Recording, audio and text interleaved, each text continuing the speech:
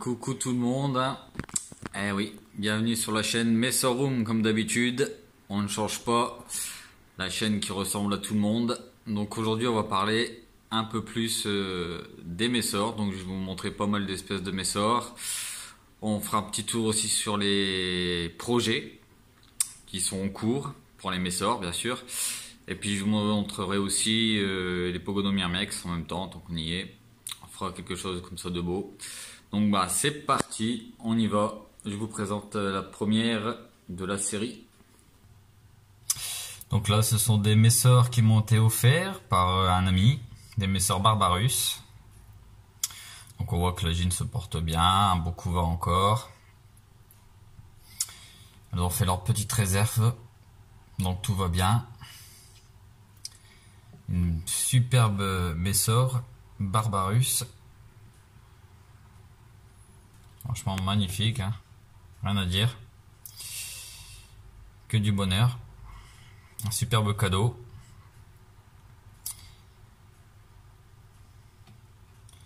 Elle se porte à merveille, le développement se passe très bien. N'oubliez pas que d'ici un mois, il y aura la diapause sur cette espèce. En tout cas là, voilà de belles vidéos, on arrive à bien les voir.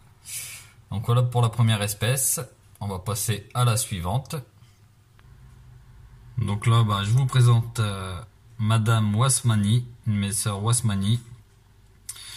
Alors là, en fait j'ai voulu les faire déménager beaucoup trop tôt dans un tube qui était pas assez sec. Et malheureusement, ça a germé, donc je vais devoir les changer de tube.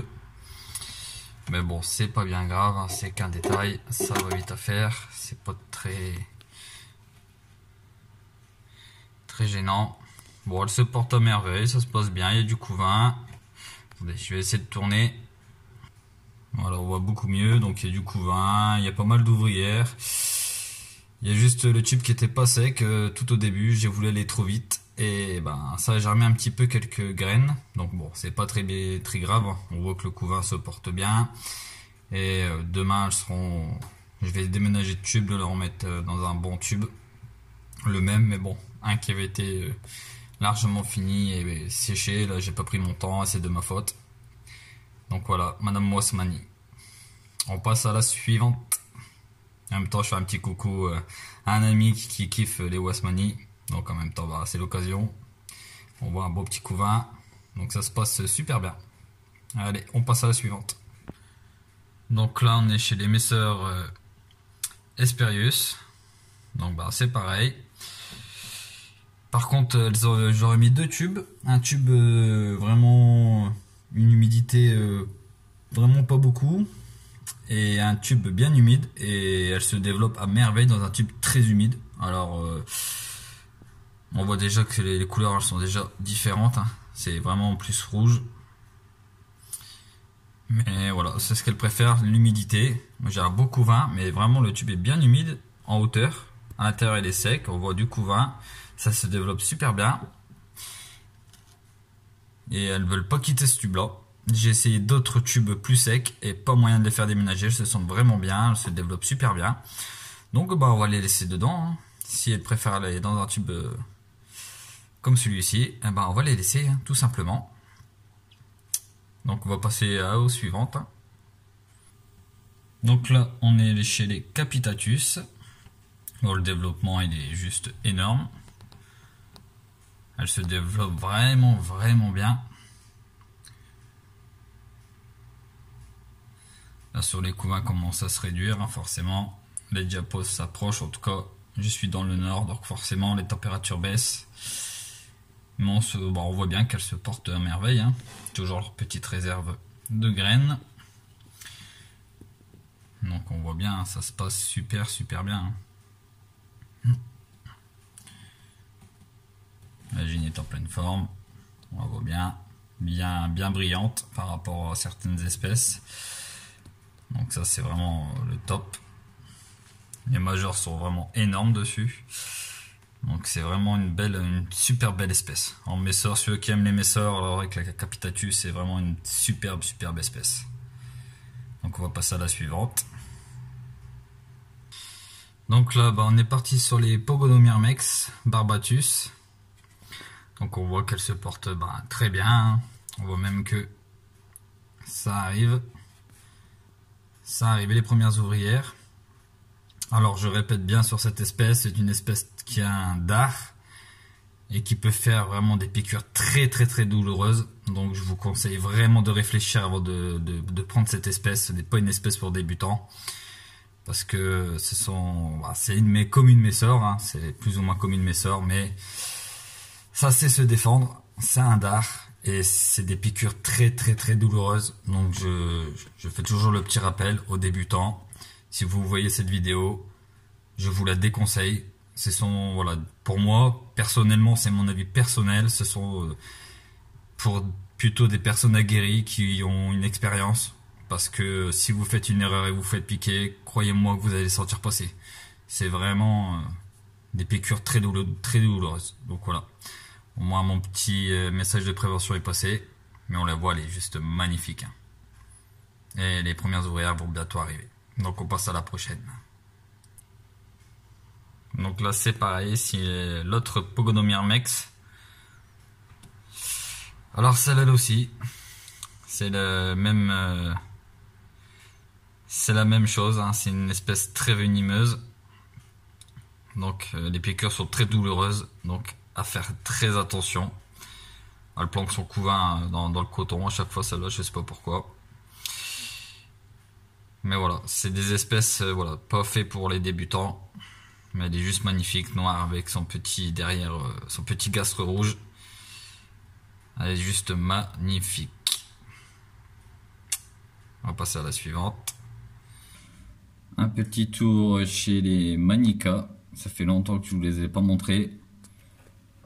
Et on voit que ça a vraiment bien explosé. Hein. Beau couvain, pas mal d'ouvrières, sachant que quand moi je l'ai eu, elle n'avait pas d'ouvrières. Donc bon, c'est pareil, ça reste une espèce bon, moins venimeuse que les Pogonomyrmex, mais bon, ça peut faire les retours que j'ai eu en piqûre, ça équivaut à peu près à une abeille, une guêpe. Donc voilà, à faire attention aussi, c'est pas anodin, donc à faire très attention aussi comme espèce.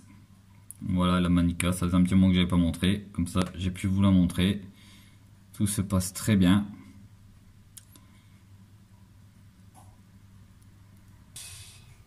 Voilà une autre espèce que j'ai gagnée dans un concours. Donc j'en profite pour la montrer aussi, hein, voir que tout se passe bien. Mes sœurs Barbarus. Hein. Donc là on voit, elle se développe très bien. Pas de problème. Hein.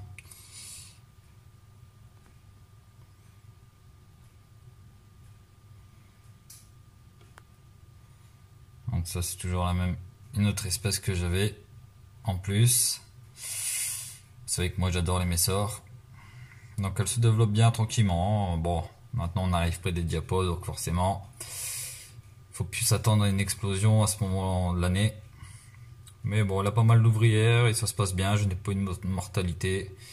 Donc ça se passe très très très très bien. Et voilà, un projet que je suis en cours de finition. Il ne reste plus qu'à le laver. Donc le petit tuyau sur le côté. Il y a des galeries sur les côtés aussi. Donc ça c'est un nid pour les futurs messors que j'ai. J'ai une grosse colonie de messors. Une deuxième grosse colonie de messors qui va rejoindre ce nid là. Donc nickel chrome, il ne me reste plus que le dessus à faire. Et elles seront pas mal, voilà un des projets en cours. Par exemple. Et je vais vous montrer le dernier projet que j'ai fait terminé, que j'attends qu'il sèche tranquillement pour pouvoir mettre des messors. On va aller le voir. Et il est vraiment magnifique. Donc le voilà, le fameux nid qui va recevoir la deuxième grosse colonie, c'est celui-là. Donc je le laisse tranquillement, les entrées. Moi sur le côté c'est pareil, les entrées. Là au-dessus, le terrain est fait. Franchement, c'est juste magnifique. Elles auront de quoi être bien, parce que bon, c'est déjà une belle taille, hein. C'est pas le petit nid. Donc sur les côtés, hein, bien sûr, pareil de ce côté-là, les galeries, les entrées. Et voilà, et l'humidification se fait par derrière. Par derrière comme ça, donc ça je suis tranquille, j'ai assez d'espace pour pouvoir passer et faire mon humidité. Mais voilà, là c'est le futur nid des messeurs qui va bientôt être... j'attends une petite semaine. Là, je mets de la paraffine et puis ça sera parti.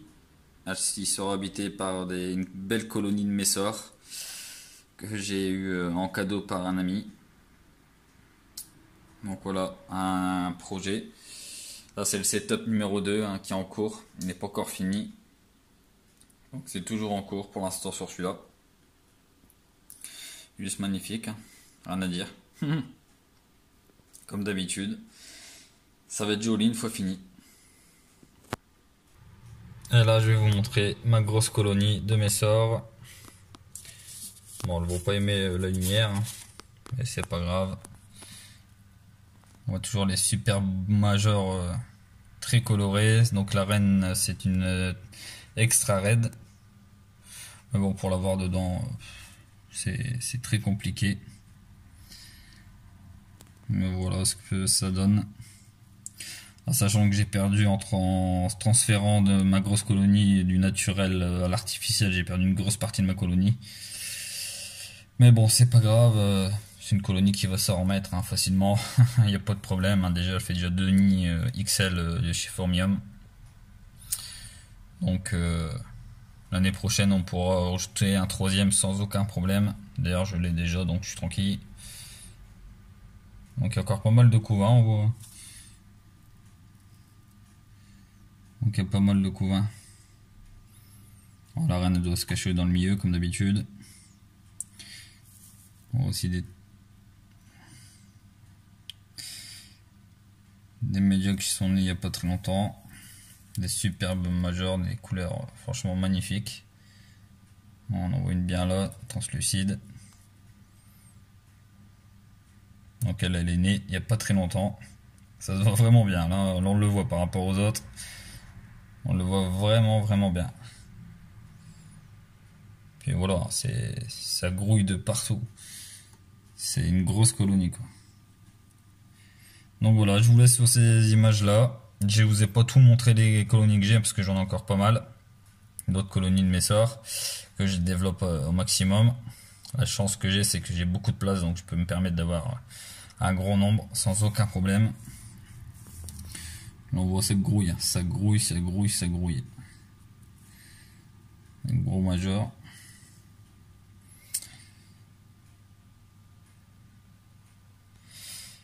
Et puis pour ceux qui veulent suivre tout ce qui est la dino ou les projets en cours, etc. Bah, n'oubliez pas, il y a la page Facebook, hein, parce que je poste beaucoup sur la page Facebook, pas forcément sur la chaîne. Donc ceux qui veulent suivre hein, bah, les évolutions, les nouveautés, en sachant qu'il y a 3 espèces qui arrivent cette semaine, elles seront présentées en priorité sur la page avant d'être présentées sur la chaîne YouTube. Donc voilà, je vous laisse sur ces images. Je vous dis un bon dimanche et bisous, mes soeurs. Allez, bisous tous.